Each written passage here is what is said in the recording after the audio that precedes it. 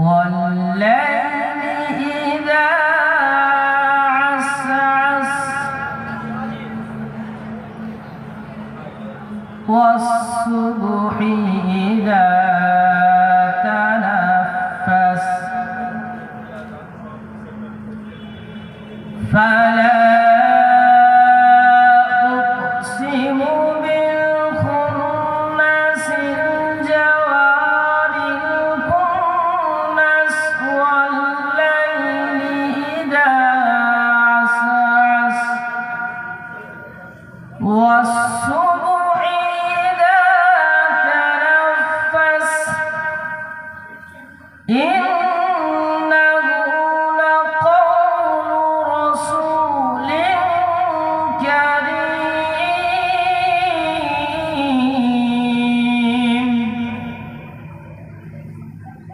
ذي قوة عند ذي العرش مكين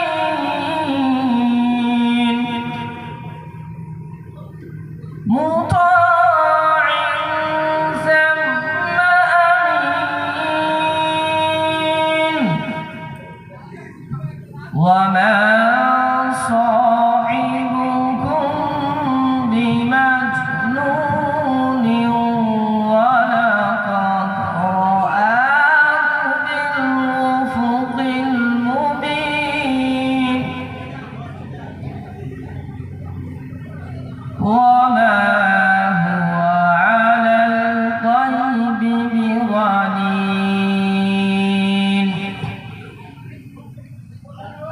وما هو بقول الشيطان الرجيم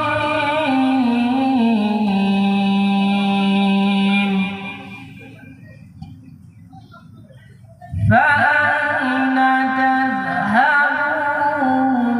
تذهبون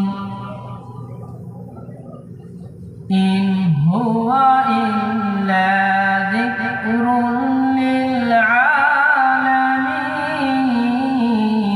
للعالمين لمن شاء منكم أن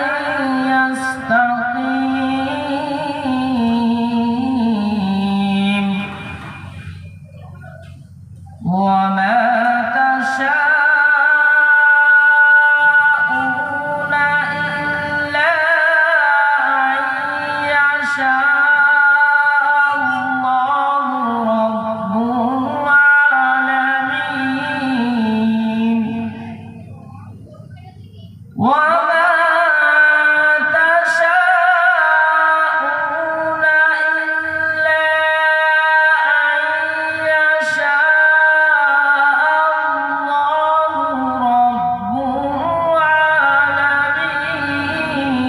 العالمين وما تشاءون إلا أن يشاء الله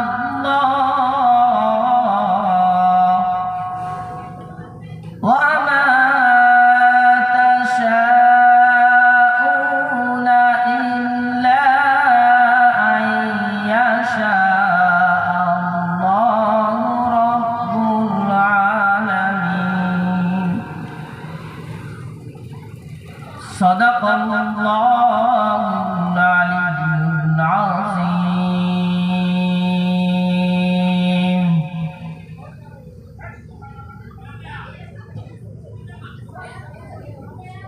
الحمد لله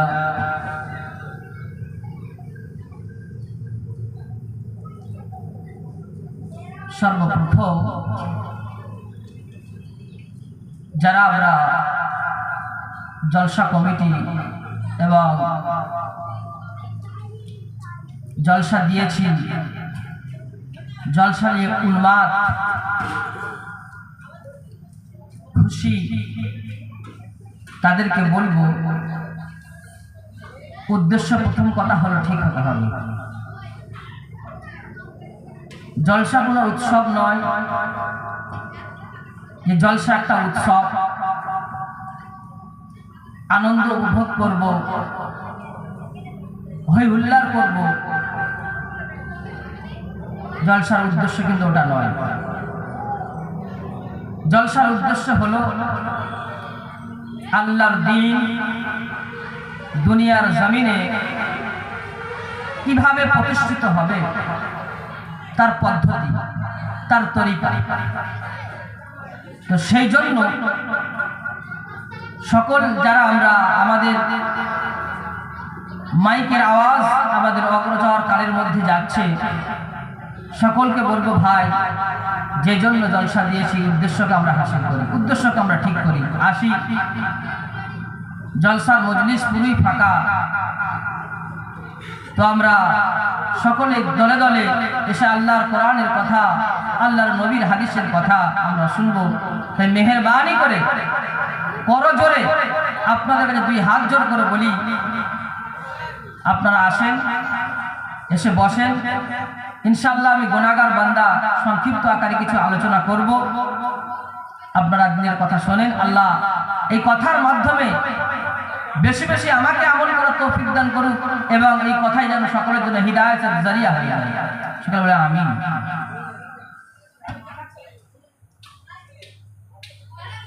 আলহামদুলিল্লাহ আলহামদুলিল্লাহ নাহমাদুহু ওয়া নাস্তাঈনুহু ওয়া নাস্তাগফিরুহু ওয়া নু'মিনু বিহি ওয়া নাতাওয়াক্কালু আলাইহি।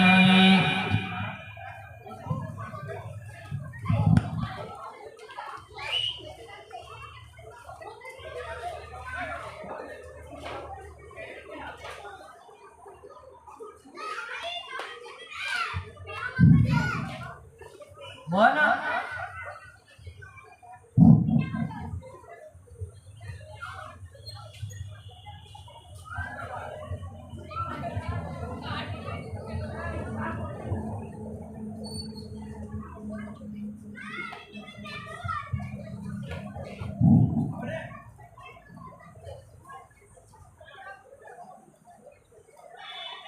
ونعوذ بالله من شرور أنفسنا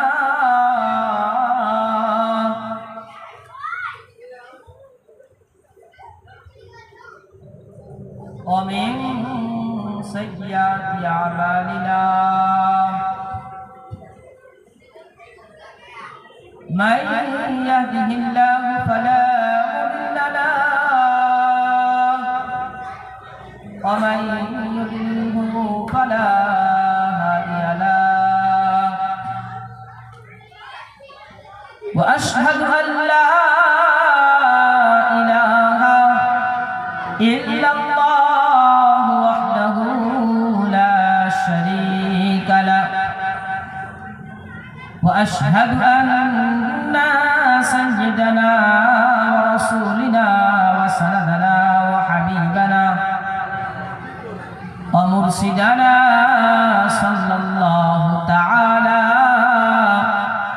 عليه وعلى آله وأصحابه وبارك وسلم تسليما كثيرا كثيرا. أما بعد فأعوذ بالله من الشيطان الرجيم. بسم الله الرحمن الرحيم. اقرأ باسم ربك الذي خلق. وقال تعالى في كلامه المجيد الرحمن علم القرآن خلق الإنسان. وقال تعالى في كلامه المجيد والله أعلم وأنتم لا تعلمون. صدق الله العلي العظيم وصدق رسوله ونحن على ذلك من الشاهدين والشاكرين أو كما قال عليه الصلاة والسلام بني الإسلام على 5 شهادة أن لا إله إلا الله وأن محمدا عبده ورسوله وإقام الصلاة وإيتاء الزكاة والحج وصوم رمضان أو كما قال عليه الصلاة والسلام إذا سرتك حسنتك وساعدك سيئتك فأنت مؤمن أو كما قال عليه الصلاة والسلام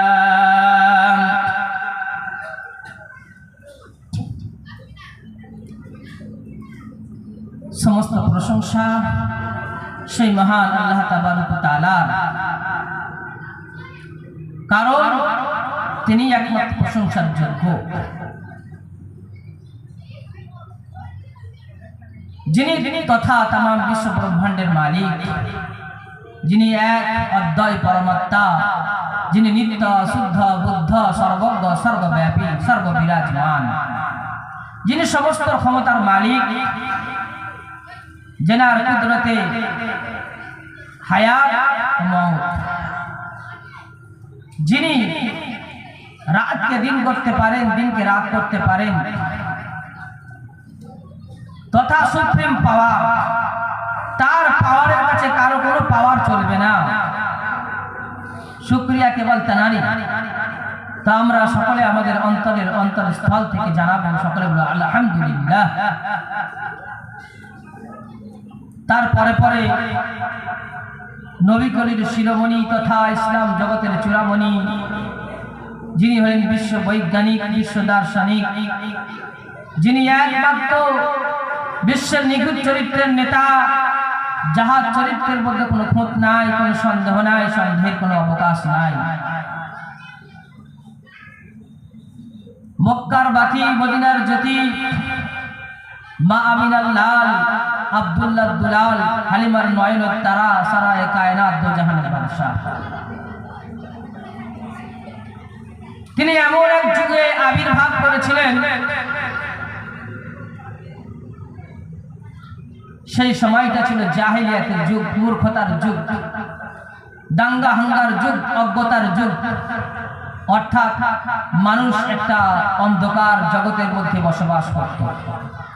মানুষ সঠিক বলতে কিছুই জানত না।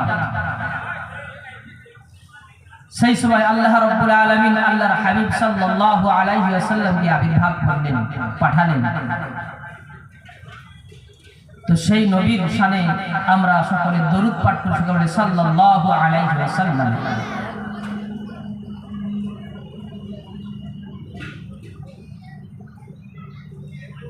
যাদের হৃদয়ে আছে আল্লাহর ভয়, তারা কবু পথ ভুলে যায় না। আল্লাহর প্রেম ছাড়া এই দুনিয়া কারো কাছে কোনো কিছু চাই না। রাতের আধার যারা সেজদাতে রয়, দু চোখের অশ্রুতে নদী যেন বয়।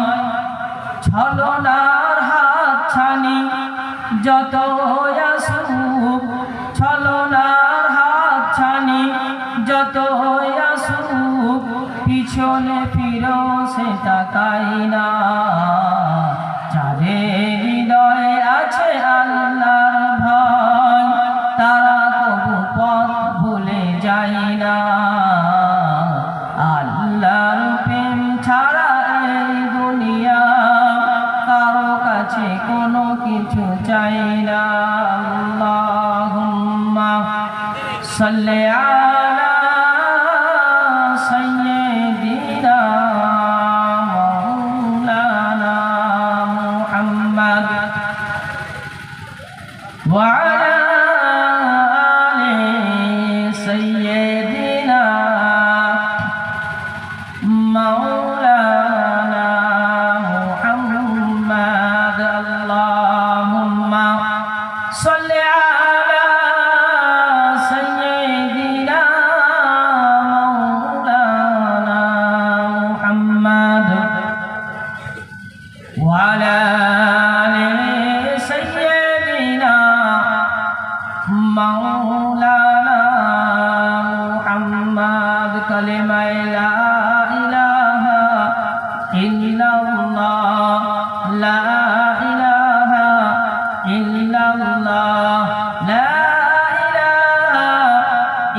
ইল্লাল্লাহু মুহাম্মাদুর রাসূলুল্লাহ।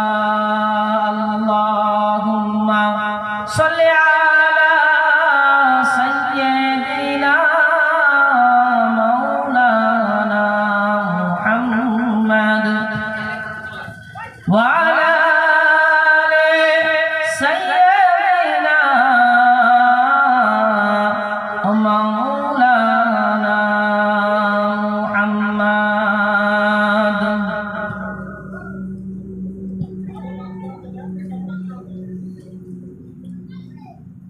আল্লাহ রাব্বুল আলামিন মানুষকে দুনিয়ার জমিনে পাঠিয়েছেন অজ্ঞ মূর্খ, মানে হলো আল্লাহ মানুষকে দুনিয়ায় শিক্ষা দিয়ে পাঠায়নি, দুনিয়ার জমিনে তাকে শিক্ষা অর্জন করতে হবে। কিন্তু অন্যান্য মখলুকাত, অন্যান্য সৃষ্টি, অন্যান্য জীব, তাদেরকে আল্লাহ রাব্বুল আলামিন শিক্ষা দিয়ে তাদের মতো চলার জীবন ব্যবস্থার জন্য তাদেরকে সেই জ্ঞান দিয়ে পাঠিয়েছেন। এক্সাম্পল,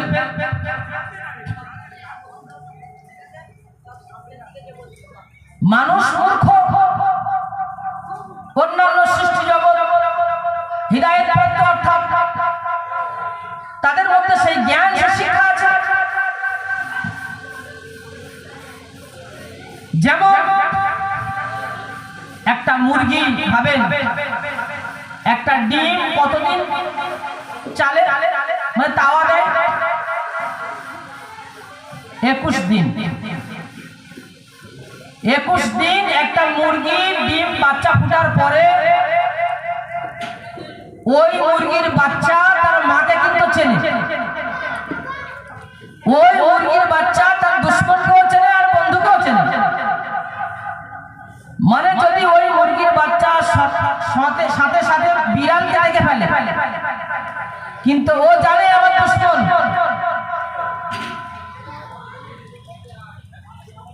তাহলে এই যে জ্ঞান আল্লাহ রাব্বুল আলামিন আগে থেকে ওর জীবন চলার জন্য আগে থেকে ওকে আল্লাহ দিয়ে রেখেছেন, যে বন্ধুকে আর দুশ্মনকে। এক নম্বর কথা, এক তো জ্ঞান প্রাপ্ত, 2 নম্বর কথা হলো ওরা ভুল করে না। কি করে না? ভুল করে না। ওদের মধ্যে সঠিকটা আছে, সঠিকটা আছে। কেন ভুল করে না? মুরগির খাবার ছাড়া যদি মুরগিকে অন্য কিছু খাবার দেয়া যায়, সে মুরগি খাবে খাবে না। এক্সাম্পল ধরুন, যদি বাঘকে যদি খুব সুন্দর সবুজ ঘাস বাঘের সামনে রেখে দেওয়া হয়, বাঘের পাত্রে দেওয়া হয়, আর বলা হয় যে বাঘ খাও, বাঘ কি ঘাস খাবে? খাবে না। বাঘের সামনে যদি গোশত দেওয়া হয়, বাঘ কিন্তু খাবে। তাহলে এক তো জ্ঞান প্রাপ্ত, মানে জ্ঞান আগে থেকে দিয়েছে আল্লাহ, 1 নম্বর। 2 নম্বর কথা, ভুল করবে না, মানে ঘাস খাবে না। ঘাস খেলে তো ভুল করবে, ঘাস খাবে না। যদি ছাগলকে দমে পিটিয়ে বলো বিরিয়ানি খাবে, ছাগল বিরিয়ানি খাবে? ছাগল বিরিয়ানি খাবে। কারণ ছাগল ভুল করবে না, ওদের মধ্যে ভুলটাই নেই।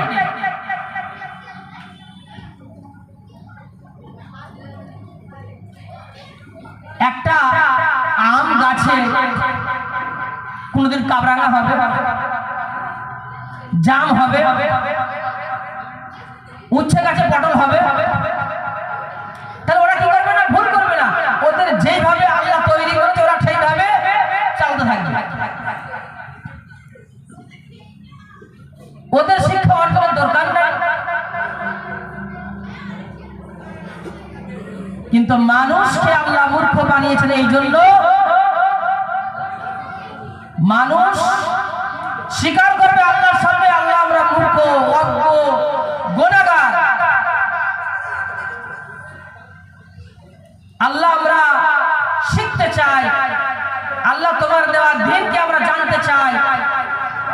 ওই জন্য আল্লাহ রাব্বুল আলামিন কোরআনুল কারীমের মধ্যে সর্বপ্রথম যে সূরা অবতীর্ণ হয়েছিল, যে সূরা নাযিল হয়েছিল আল্লাহর হাবিব সাল্লাল্লাহু আলাইহি ওয়াসাল্লামের উপরে, কি সূরা ছিল?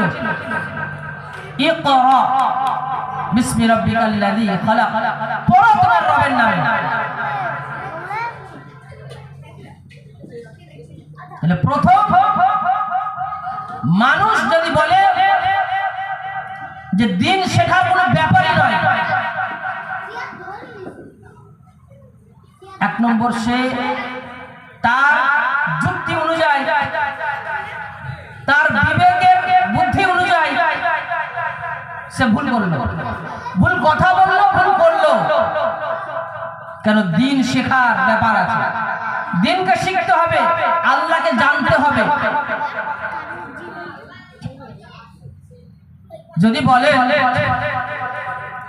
আল্লাহকে যে কোনো প্রকারে, যে কোনো তরিকায় ডাকা যায়, যে কোনো ভাবে ইয়াদ করা যায়, তাহলে পৃথিবীর এমন কোন ধর্ম নাই যেই ধর্ম ঈশ্বর মানে না, নাস্তিক ছাড়া, বা গড মানে না, খোদা ছাড়া, প্রভু মানে না, এমন কোন ধর্ম পাবেন না। প্রত্যেকটা ধর্ম, প্রত্যেকটা জাতি, প্রত্যেকটা গোষ্ঠী নাস্তিক ছাড়া সকলেই ঈশ্বরকে মানে, কিন্তু তাদের ধরন ভিন্ন ভিন্ন আছে। কথা বোঝাতে পারলাম না? মানে সকলে, এমন কোন ধর্ম নাই, এমন কোন ব্যক্তি নাই যে ঈশ্বরকে মানে না, আল্লাহকে মানে না, সকলেই মানে, কিন্তু বিভিন্ন ধরনের রাস্তা আছে, তরিকা আছে। কিন্তু এই তরিকা, এই রাস্তা ভুল যদি না মুহাম্মদুর রাসূলুল্লাহ সাল্লাল্লাহু আলাইহি ওয়াসাল্লামের তরিকা অনুযায়ী আল্লাহকে না মানে, আল্লাহকে না ডাকে, এই তরিকা ভুল। যদি বলেন কেন ইমাম সাহেব, মৌলানা সাহেব ভুল কেন? আমি তো আল্লাহকেই মানি, কিন্তু আমার ভিন্ন কথা, ভিন্ন রাস্তা, আমার ফকিরি লাইন, আমার কাওয়ালি লাইন, আমার মাজাব লাইন, আমি তো আল্লাহকেই মানি, আল্লাহ বাদে কাউকে মানি না। যদি আপনার যুক্তি, আপনার তর্ক আল্লাহকে ডাকাই শুরু হয়, তরিকা নয়, পদ্ধতি সঠিক নয়, শুধু আল্লাহকে ডাকাই হয়, তাহলে ভাই চিড়ে যে খাবার চিড়ে ও পানি দিলেও ভিজবে আর পেশাব করে দিলেও ভিজবে, দুটো ভেজা কি একই? যদি শুধু ভিজা নিয়ে দরকার হয় তাহলে মুতে দিলেও তো হয়ে যাবে, মানে পেশাব করে দিলেও তো হয়ে যাবে।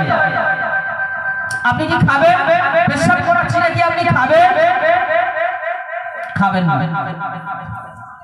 কেন? আপনি বলবেন এই পদ্ধতি ভুল, চিড়ে ভিজানোর পদ্ধতি সিস্টেম ভুল, এভাবে চিড়ে খাওয়া যাবে না, পানি দিয়ে ভিজাতে হবে। তো আল্লাহকে যদি ডাকতে চাই, আল্লাহকে যদি পেতে চাই, পদ্ধতি হবে মুহাম্মদুর রাসূলুল্লাহ সাল্লাল্লাহু আলাইহি ওয়াসাল্লাম।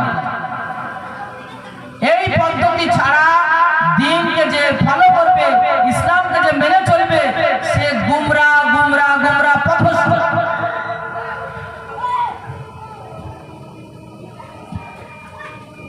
মানে প্রথম আমি কোরআনে আয়াত পড়ছি, ইকরা বিসমি রাব্বিকাল্লাযী খালাক। আল্লাহ বলতে শেখার ব্যাপার, শিখতে হবে, জানতে হবে। আল্লাহু আ'লামু ওয়া আনতুম লা তা'লামুন। আল্লাহ যেটা জানে তোমরা সেটা জানো না, তোমরা হলে অজ্ঞ, তোমরা হলে মূর্খ। তো আমাদের প্রথম যে তরিকা আসল হতে হবে, পদ্ধতি ঠিক হতে হবে।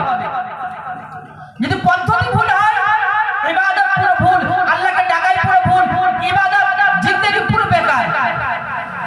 যদি আপনি বলেন সাহাবায়ে কেরাম, উমর ফারুক রাদিয়াল্লাহু আনহু আল্লাহর নবীকে ভালোবেসেছেন, ভালোবাসেনি? ভালোবেসেছে। আবু বকর সিদ্দিক রাদিয়াল্লাহু আনহু আল্লাহর নবীকে ভালোবেসেছেন, ভালোবাসেনি? ভালোবেসেছে। আবু লাহাব আল্লাহর নবীকে ভালোবাসে না ভালোবাসেনি? ভালোবেসেছে। আবু তালিব আবু জেহেল আল্লাহর নবীকে ভালোবাসে না ভালোবাসেনি? ভালোবেসেছে। 100% কোনো সন্দেহ নেই যে আবু লাহাব আল্লাহর নবীকে ভালোবাসে না। তাহলে আবু লাহাবের ভালোবাসা নিয়ে গেছে জাহান্নামে, আর ওমর আবু বকর রাদিয়াল্লাহু আনহুর ভালোবাসা নিয়ে গেছে জান্নাতে। তাহলে কারো ভালোবাসা গেছে জাহান্নামে, কারো ভালোবাসা গেছে জান্নাতে। ওমর ভালোবাসেছিল কি? আবু লাহাব ভালোবাসেছিল কি? যখন আল্লাহর নবীজি কি আল্লাহ রাব্বুল আলামিন বলে ওয়া আনজির আশিরাতাকাল আকরাবিন, এবার তুমি ইসলামকে প্রচার করো, ইসলামকে আর গোপন করো না, প্রকাশ করে দাও। তো আল্লাহর নবী পাহাড়ের উপরে দাঁড়িয়ে মক্কার জমিনে ডাক দিয়েছিল। ডাক দেওয়ার পরে মক্কা নগরীরা মুশরিকিনরা সকলে মিলে আল্লাহর নবীর ডাকে সাড়া দিয়ে একত্রিত হয়েছে। একত্রিত হওয়ার পরে আল্লাহর নবীজি বললেন, আচ্ছা আমি যে তোমাদের ডেকেছি, আমার ডাকে তোমরা সকলে সাড়া দিয়েছো, এসেছো, আচ্ছা তোমরা বলো তো তোমাদের ডান দিক যদি আমি বলি তোমাদের ডান দিক থেকে একটা শত্রু বাহিনী আসছে তোমাদের কতল করার জন্য, তোমাদের উপরে হামলা করার জন্য, তোমরা কি এটা বিশ্বাস করবে? সমস্ত লোক মক্কা নগরীরা বলেছিল, মুশরিকিনরা বলেছিল, আপনি হলেন সাদিক, আপনি হলেন আমানতদার, আপনি হলেন সত্যবাদী, আপনি হলেন আল আমিন, আপনাকে আমরা বিশ্বাস করি। আল্লাহর নবী বলেছিল যে আমি আজ বলছি যে তোমরা যে কাজ করো, যে মূর্তি পূজা করো, তোমরা যে শিরক বিদআত করো, এক আল্লাহর ইবাদত করো, আল্লাহ ব্যতীত কোনো মাবুদ নাই। সর্বপ্রথম আবু লাহাব, যেই আবু লাহাব আল্লাহর নবীজি জন্মগ্রহণ করার পরে বাঁদিকে আজাদ করে দিয়েছিল, ছাড় দিয়েছিল, মুক্তি করে দিয়েছিল, সর্বপ্রথম আবু লাহাব বলেছিল, এই মুহাম্মদ তাব্বাল্লাকা ইয়া মুহাম্মদ, তুমি কি আমাদেরকে এই কথা বলার জন্য একত্রিত করেছো? তুমি কি আমাদের এই কথা বলার জন্য ডেকেছো? বরবাদ হয়ে যাবে, হালাক হয়ে যাবে মুহাম্মদ। তাহলে আবু লাহাবের ভালোবাসা ছিল কি? ভাতিজা হিসাবে ভালোবাসা ছিল, ভাইয়ের ছেলে হিসাবে ভালোবাসা ছিল, নবী হিসাবে নয়। যখন নবীর কথা শুনেছে তখন সর্বপ্রথম আবু লাহাবের হাতে পাথর উঠেছিল যে আমি নবী, আল্লাহর তরফ থেকে আল্লাহ আমাকে পাঠিয়েছে, আল্লাহ দ্বীনের প্রচার করার জন্য সর্বপ্রথম আবু লাহাব পাথর তুলেছিল মারার জন্য। তাহলে এখানে আবু লাহাবের ভালোবাসা ছিল, এতে কোনো সন্দেহ নাই। উমরের ভালোবাসা ছিল, এতে কোনো সন্দেহ নাই। কারো ভালোবাসা নিয়ে গেছে জান্নাতে, কারো ভালোবাসা নিয়ে গেছে জাহান্নামে। তাহলে এখানে তরিকা হলো মেন, পদ্ধতি হলো মেন, আল্লাহকে ডাকা মেন নয়, আল্লাহর জিকির মেন নয়। আল্লাহর জিকির যে কোন রাস্তায় ডাকছেন, কোন পদ্ধতিতে ডাকছেন, কোন সিস্টেমে ডাকছেন, এটা হলো মেন।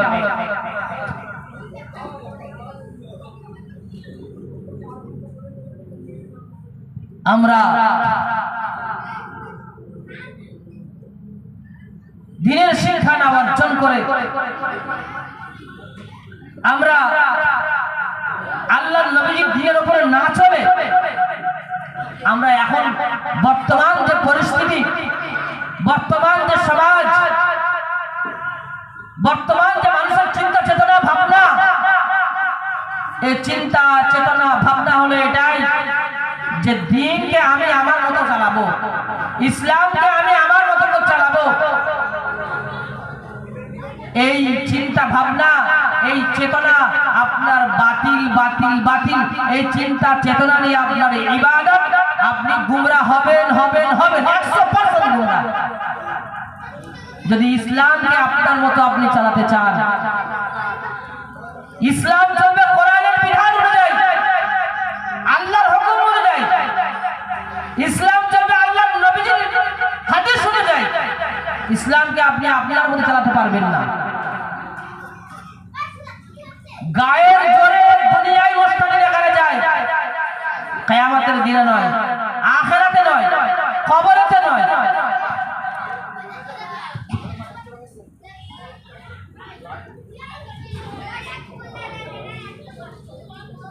তো মানুষ যে শুরুতে যে কথা বলছিলাম,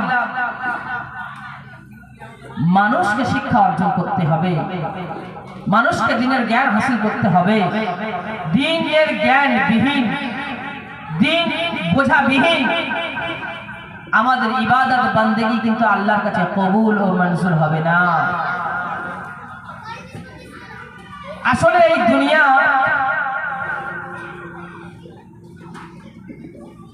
এই দুনিয়াতে আল্লাহ আমাদের পাঠিয়েছে, আল্লাহর মাকসাদ কি,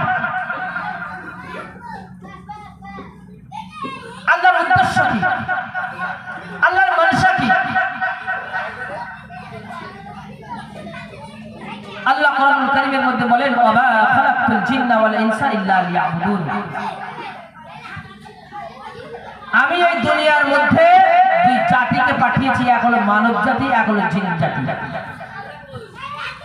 এই মানব আর জিন জাতি কেবল সির্ফ শুধু ইল্লা লিয়াবুদুন, আমার গোলামি করার জন্য, আমার একত্ববাদ করার জন্য, আমার কাছে মাথা নত করার জন্য, অর্থাৎ আমার পূজা, আমার আরাধনা, আমার ইবাদত বন্দেগী করার জন্য, সির্ফ শুধু কেবল মাত্র। আল্লাহর কথা বোঝেন এখানে, আল্লাহ বলছে কেবল, আর কিছুর জন্য নয়। এই কোরআনের আয়াত, এর ব্যাখ্যা যদি আমরা খুলে দেখি, মুফাসসির কেরামের ব্যাখ্যা কি করেছে? আল্লাহ বললেন শুধু আমার ইবাদতের জন্য দুনিয়ায় পাঠিয়েছি, কিন্তু আমরা দুনিয়ার জমিনেতে সমস্ত কর্মজীবন, চাকরি জীবন, মানবিক জীবন, ব্যবসা জীবন, সামাজিক জীবন সব আমরা করি, সাংসারিক জীবন আমাদের মধ্যে সব হয়। তাহলে আল্লাহ যে কথা বললেন আর যেটা আমরা করছি বিরোধী হচ্ছে না?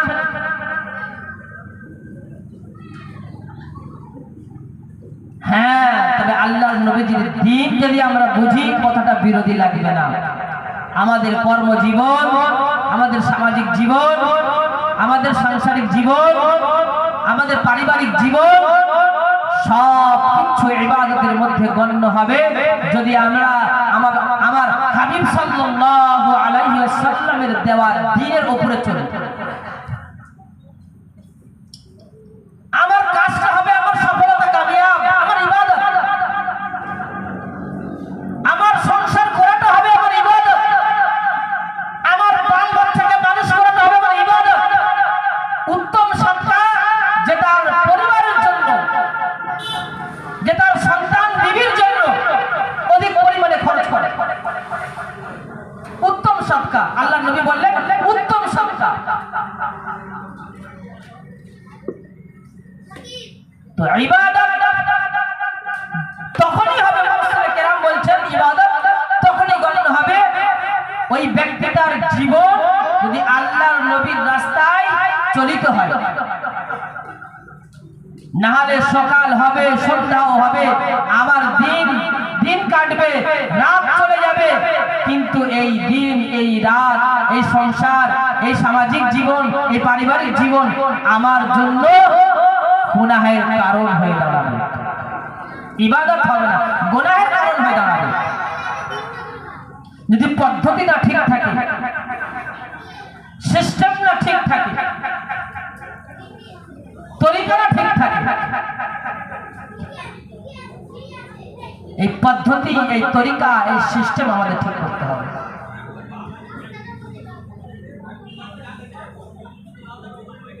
আল্লাহর নবী সাল্লাল্লাহু আলাইহি ওয়াসাল্লাম বলে, ইন্না হাযিহিল কুলুবা তাসদা কামা ইয়াসদাউল হাদীদ। কিলা ইয়া রাসূলুল্লাহ ওয়া মা জিলাউহা ওয়া মা জিলাউহা ওয়া ক্বালা তাআলা ওয়া ক্বালা আলাইহি সালাতু ওয়াস সালাম কাসরাতুল মাউতি ওয়া তিলাওয়াতুল কুরআন। আল্লাহর নবী বলেন যে মানুষের অন্তর অন্তরের মধ্যে গুনাহ করলে মানুষের অন্তরে কালো কালো দাগ পড়ে যায়। যেমন লোহার মধ্যে জং ধরে, তেমন মানুষের কলবের মধ্যে জং ধরে যায়। ইদা আসাবাহুল মা, যেমন লোহাতে পানি পড়লে জং ধরে, তেমন মানুষের অন্তরে কলবেতে জং ধরে। তো এই জং ছাড়বে কেমন করে? যখন মানুষ একটা গুনাহ করে, এটা আল্লাহ তাআলা সাউদা, তখন তার অন্তরে একটা কালো দাগ। যখন আবার একটা গুনাহ করে, তখন তার অন্তরে আবার একটা কালো দাগ পড়ে যায়। এইভাবে কালো দাগ পড়তে পড়তে পড়তে পড়তে পড়তে পড়তে তার অন্তরে সিয়াই ছেয়ে যায়, কালো ছেয়ে যায়। তার আর ইবাদতে মন লাগে না, তার আর দিন ভালো লাগে না, তার আর ইসলামকে পছন্দ হয় না। সে তখন রাস্তা ভটকাতে থাকে, সে রাস্তা ভুলে যায়, ইসলাম থেকে সরে যায়।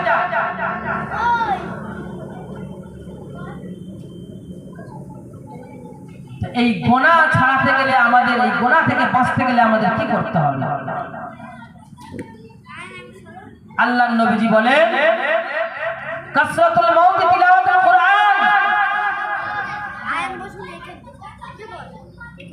তাকে বেশি বেশি মাউতের স্মরণ করতে হবে, আর কোরআনের তেলাওয়াত করতে হবে। আত্মশুদ্ধ লাভ হবে, তাহলে আত্মশুদ্ধি লাভ হবে, অন্তরে প্রশান্তি মিলবে, অন্তর খালিস হবে, অন্তর সাফ পরিষ্কার হবে, অন্তর আল্লাহর দিকে নিয়োজিত হবে। আর সবথেকে বড়, আমাদের আজকে আমরা গুনাহ ছাড়তে বড্ড আমাদের অসুবিধা মনে হয়। সব করব কিন্তু গুনাহ ছাড়তে পারবো না। আমরা নেকিও করব, আবার গুনাহও করব। আজকে আপনারা ভাবেন, আজকে এই জলসার মজলিসে এতগুলো লাইট লাগানো হয়েছে, এই লাইট লাগানোর ফলে এই জলসার মজলিস, এই স্টেজ, এই প্যান্ডেল কি অন্ধকার না উজ্জ্বলতম? উজ্জ্বলতম। কিসের জন্য? লাইট আসার কারণে, লাইট জ্বলার কারণে স্টেজ একদম উজ্জ্বলতম, প্যান্ডেল উজ্জ্বলতম, চকচকে ঝকঝকে আমরা চোখে দেখতে পাচ্ছি। আচ্ছা বলুন তো, যে দুটো কি একসাথে আসবে? লাইট জ্বালাবো তাও অন্ধকার কি থাকবে? লাইট জ্বালাবো অন্ধকার থাকবে কি না? অন্ধকার পালিয়ে যাবে, পালিয়ে যাবে। তেমন একটা বান্দা, একটা বান্দি যখন গুনাহ করে, তখন তার মধ্যে নেকি আসতে পারে না। যখন গুনাহ করতে থাকবে, কোথা থেকে নেকি আসবে? দুটো একসঙ্গে আসে? হয় তাকে গুনাহ ছাড়তে হবে, নেকি তবে তার আসবে, আর না হলে অন্ধকারে অন্ধকার ছেয়ে যাবে।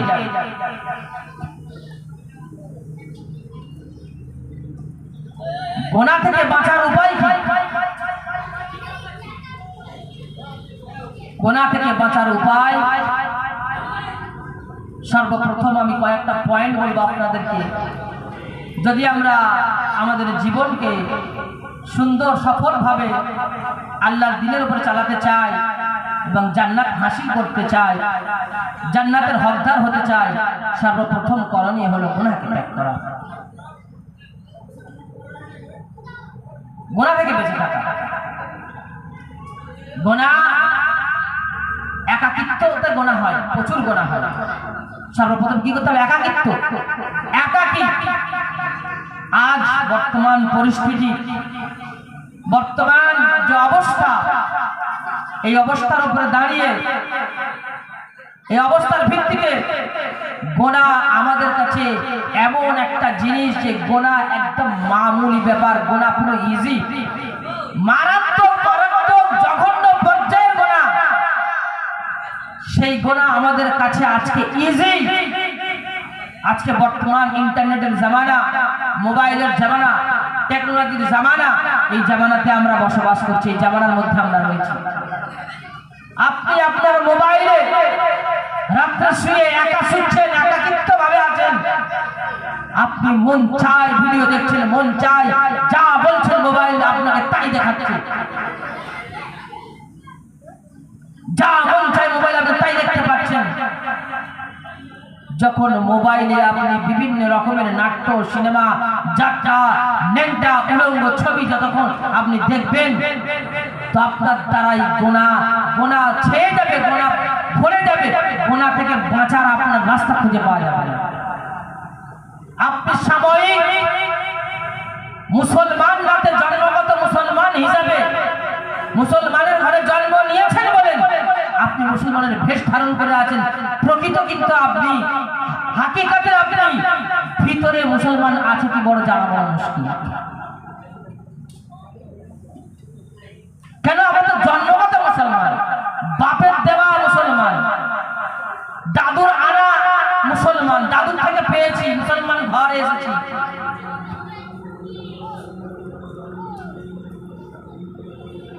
যখন মানুষ গুনাতে নিয়োজিত হয় তার কাছে ঈমানের মূল্যই থাকে না, ঈমানের মূল্যই সে বোঝে না, সে গুনাহকে গুনাহ মনে করে না। একটা মশলা এখান থেকে আপনাদেরকে বলি আমি, যদি কোনো ব্যক্তি যে ওতে হাত দেবে মারো, গোনাকে গোনা না মনে করে, একটু খেয়াল করুন,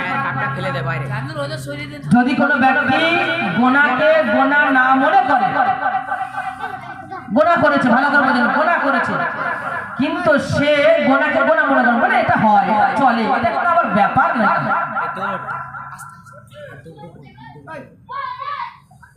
ফতোয়া অনুযায়ী, মাসলার কিতাব অনুযায়ী ওই ব্যক্তির সাথে সাথে কাফের ঈমান হারা হয়ে যাবে, ঈমান থেকে খারিজ হয়ে বঞ্চিত হয়ে যাবে।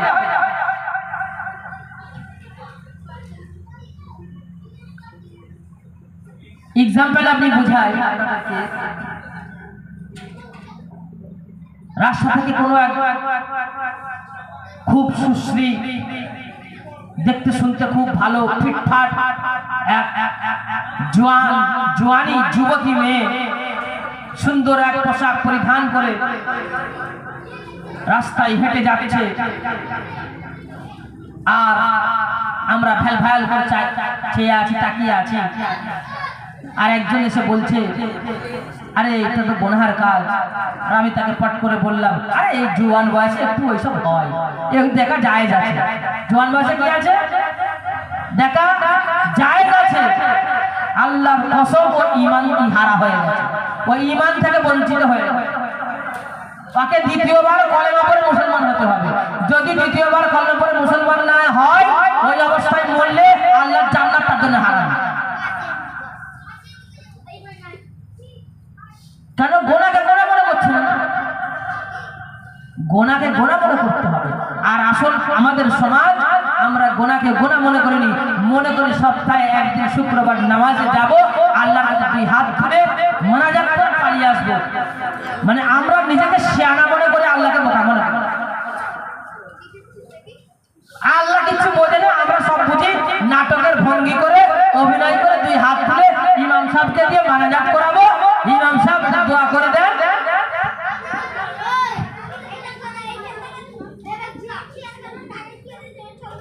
সে ব্যক্তিটা পদভ্রষ্ট হবে। আল্লাহর দ্বীনকে যদি না সব বুঝলো ঠিক করে, ইসলামকে ঠিক করে বুঝলো, আল্লাহর নবীজির আনা দ্বীন যে পদ্ধতি এসেছে, যেভাবে তিনি কষ্টের মাধ্যমে, সাহাবায়ে কেরামের যুদ্ধের মাধ্যমে, সাহাবায়ে কেরামের কতলের মাধ্যমে, সাহাবায়ে কেরামের কতল জিহাদের ময়দানে সুন্দরী যুবতী নিজের বিবাহ করা স্ত্রীকে বিয়ে করে দিয়ে যুদ্ধের ময়দানে শহীদ হয়ে গেছে। এই দিনকে আমরা একটা প্লেটে সাজিয়ে পেয়েছি, এই দিনকে আমরা নিজেরা নিজের মতো ব্যবহার করছি।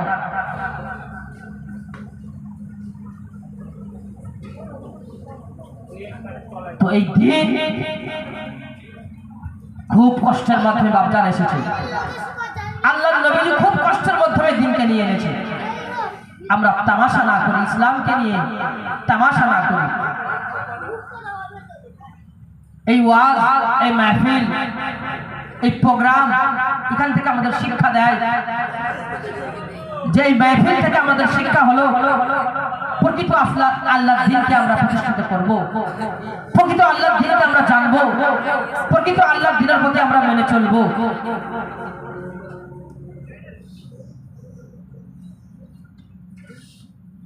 মানুষের মন অনেক কিছু চাইবে, আল্লাহ বলে ওমা তাশাউনা ইল্লা আন ইয়াশা আল্লাহু রাব্বুল আলামিন।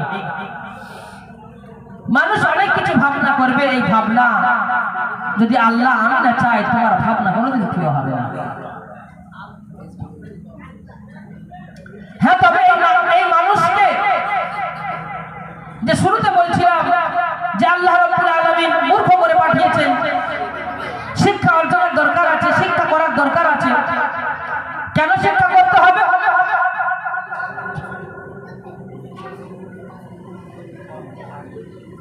শিক্ষা এই জন্য করতে হবে যে আমরা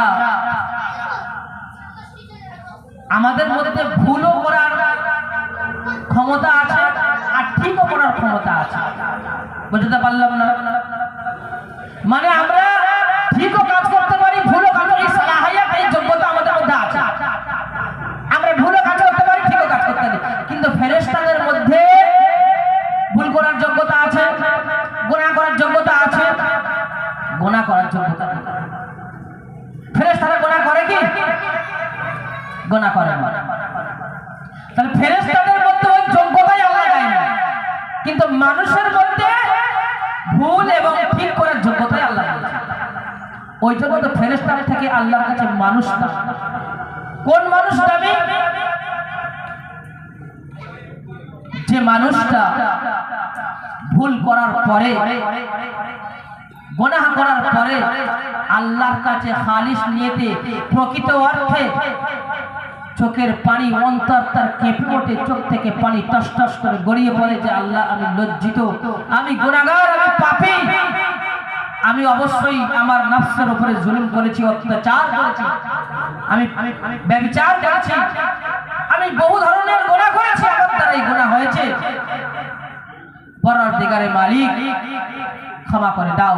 ওই ব্যক্তিটা আল্লাহর কাছে ফেরেশতার থেকেও দামি।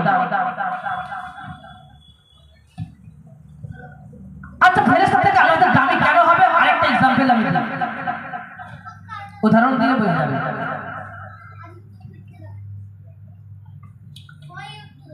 যদি কোনো সন্তান বাপের অবাধ্য হবার কারণে, বাপের সঙ্গে খারাপ ব্যবহার করার কারণে বাপ বহুবার সন্তানকে নিজের মতো করে মানুষ করার চেষ্টা করেছে, কিন্তু সন্তান বাপের কথাই চলে না, বাধ্যগতভাবে বাপ সন্তানকে অনেক জ্বালা যন্ত্রণার পরে সন্তানকে ত্যায্যপুত্র করেছে। সন্তান বলে মানেই না বাবা। ওই সন্তান মামার বাড়ি, নানার বাড়ি, খালার বাড়ি, মাসির বাড়ি কিছুদিন দিন কাটায়। এইভাবে দিন কাটানোর পরে সন্তানের মধ্যে ভাবনা তো আসবেই, এইভাবে কতদিন জীবন কাটবে, আমি আমার বাবার কাছে ফিরে যাই। ওই সন্তান পিছন দিক থেকে পিছনে এসে তার আব্বাজানের দুই পা জড়িয়ে ধরে আর বলছে, আব্বাজান আমার ভুল হয়ে গেছে, আমাকে ক্ষমা করে দাও। বাপ তো বাপের বাপই হয়, বাপ তো বাপই হয়। বাপ সন্তানকে কোলে টেনে বুকে জড়িয়ে ধরে সন্তানকে চুমু খেয়ে সন্তানের মাথায় হাত বুলিয়ে সন্তানকে মাফ করে দিয়েছিল। আর এই সন্তানের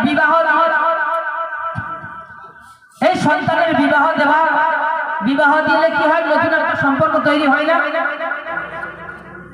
তো নতুন সম্পর্ক কার সঙ্গে হয়েছে? বাপ মানে ছেলের শ্বশুরের সঙ্গে বাপের সঙ্গে নতুন বিয়ের সঙ্গে কেন হয়েছে? বিবাহের মাধ্যমে নতুন সম্পর্ক হয়েছে। তো এটাও সম্পর্ক আর ছেলেরও সম্পর্ক, ছেলে ফিরে এসেছে। তা এই বিয়ের সম্পর্কতে বাপ বেশি খুশি হয়েছে না ছেলে যে ভুল রাস্তা থেকে ফিরে এসে বাপ বেশি খুশি হয়েছে? তেমনই আল্লাহর কাছে একটা বেধর্মী কালেমা পড়ে মুসলমান হলে বিয়ের মধ্যে খুশি হয়, আর একজন মুসলমান গুনাহগার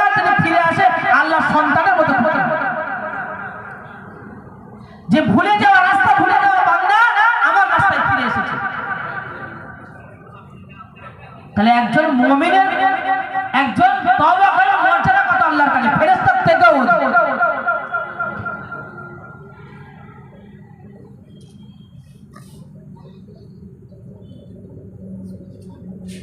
সেই জন্য মেহেরবানি করে যারা যে উদ্দেশ্য যা কিছু করি না কেন নিয়ে ঠিক রাখতে হবে, ইসলামের সঠিক পথে চলতে হবে। যেমন তেমন ভাবে আল্লাহকে স্মরণ করলে সঠিক রাস্তা নয়। যে আমি আমার মতো আল্লাহকে ডাকবো, তাহলে পৃথিবীতে যতগুলো জাতি আছে সব জাতি সঠিক হয়ে যাবে, সব ধর্ম সঠিক হয়ে যাবে, কারণ সকলেই ঈশ্বরকে মানে, আল্লাহকে মানে, তারা তাদের ভাষায় বলে। রাস্তা হবে মুহাম্মদুর রাসূলুল্লাহ, তরিকা হবে মুহাম্মদুর রাসূলুল্লাহ, তবেই হবে নাজাত, তবেই হবে জান্নাত। মুমিনের উদ্দেশ্য ফিকির কি? দুনিয়াতে এত কষ্ট করার অর্থ কি? এত কষ্ট করার কারণ কি? এত ইবাদত বন্দেগী, এত ইসলামের প্রচার প্রসার, এত আলেম উলামা, এই যে শীতের রাতে কনকনে রাত, ঠান্ডা, এই ঠান্ডায় দিনের কথা বলা দরকার কি? নামাজের দরকার কি? ফজরের নামাজের দরকার কি? অনেক কষ্ট হয় ফজরের নামাজে উঠলে, ট্যাঙ্কির পানি ঠান্ডা বরফ হয়ে থাকে, ওই পানিতে উযু করতে হয়। এর কারণ কি? এতগুলো আলেম কি সব বোকা না মূর্খ? আমরা কি সকলে চালাক? বাদ বাকি সবাই চালাক? উদ্দেশ্য এটাই, দুনিয়ার জিন্দেগি থেকে জান্নাতকে হাসিল করতে হবে আমলের দ্বারা।